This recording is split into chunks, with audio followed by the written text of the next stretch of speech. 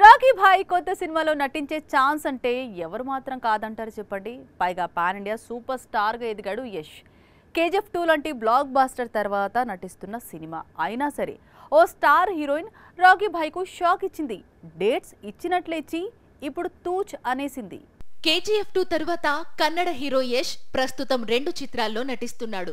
ఒకటి Ramayanam already sets పై ఉంది, మరొకటి టాక్సిక్. ఈ సినిమా షూటింగ్ జరుపుకుంటోంది. అయితే ఈ సినిమా స్టార్ కాస్ట్ ఫైనల్ కావడం లేదు. నిజానికి టాక్సిక్ లో 2-3 హీరోయిన్స్ పేర్లు వినిపించాయి. అందులో Bollywood lady super star Kareena Kapoor Khan పేరు కూడా ఉంది. ఆమె కూడా త్వరలోనే నేను సౌత్ సినిమాల్లో నటిస్తున్నాను అంటూ ఘనంగా ప్రకటించింది. కానీ ఇప్పుడు కరీనా సౌత్ సినిమా చేయడం లేదు, టాక్సిక్ లో నటించడం లేదట. అందుకు కారణం కరీనా కపూర్ దగ్గర డేట్స్ లేకపోవడమే అట.